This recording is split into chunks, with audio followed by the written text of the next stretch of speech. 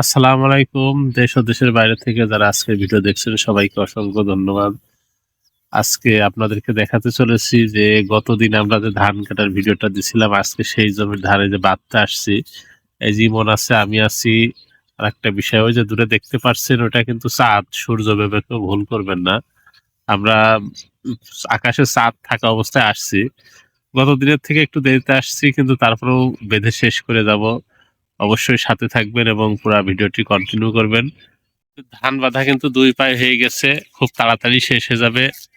কাটা বাঁধায় প্রায় একই রকম টাইম লাগে। এই যে ইমন ধান বাঁধছে, ওই যে আমি এক পায়ে বেঁধে আসলাম। আর আরেকটা বিষয় আপনাদেরকে দেখাই, এর ভিতরে ওই যে দূর আকাশে সূর্য উঠছে, দেখেন সূর্যটা কত সুন্দর দেখাচ্ছে।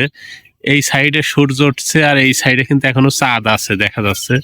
মানে চাঁদ আর সূর্য কিন্তু একসাথে আকাশে, এটা কিন্তু খুবই একটা মনোরম দৃশ্য। এটা কিন্তু গ্রামে ছাড়া দেখা সম্ভব হবে না কখনোই। যাদের দেখতে ইচ্ছা করে অবশ্যই অবসর সময় নিয়ে, আকাশে যখন মেঘ থাকবে না বা কুয়াশা থাকবে না, তখন গ্রামে চলে আসবেন। তাহলে এই ধরনের দৃশ্য, সূর্য ওঠা এবং সাথে চাঁদ একসাথে দেখতে পাবেন। না দেখলে বোঝাতে পারবো না যে কতটা সুন্দর দেখা যাচ্ছে, কতটা ভালো লাগছে। কোনো কুয়াশা নেই, কোনো মেঘ নেই আকাশে, একদম মানে পরিপূর্ণভাবে সূর্য ওঠা দেখা যাচ্ছে। দেখেন কি অবস্থা। আল্লাহর যে প্রাকৃতিক বা প্রকৃতির একটা বিষয়, এটা কারোর হাত নেই এখানে। মোবাইলের স্ক্রিনে একটু অন্যরকম দেখা গেলেও বাস্তবে কিন্তু এটা খুবই মনোমুগ্ধকর একটা দৃশ্য, যা আমি হয়তো বলে বোঝাতে পারবো না কাউকে।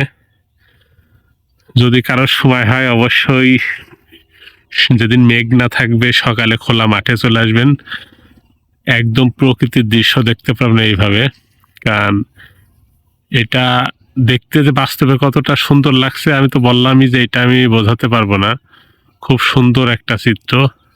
প্রতি ন্যানো সেকেন্ডেই মনে হচ্ছে যে সূর্য আস্তে আস্তে মানে উপরের দিকে উঠছে এবং তার রংটা আস্তে আস্তে কিন্তু উজ্জ্বল বর্ণের ধারণ করছে। সেটা দেখেন, দেখেই কিন্তু বোঝা যাচ্ছে। এই জীবনের ধান বান্ধা দেখেন কত সুন্দর করে ধান বানতে পারে। এমন জোরে বাঁধতে পারে না, কিন্তু তারপরও অনেক ভালো বাঁধে। কারণ শহরে যারা বসবাস করে এই বয়সে তারা কাজের কিন্তু কোনো কিছুই বোঝে না, কিন্তু গ্রামে বসবাস করে কিন্তু এই সমস্ত কাজ সবই শিখে ফেলেছে। এমন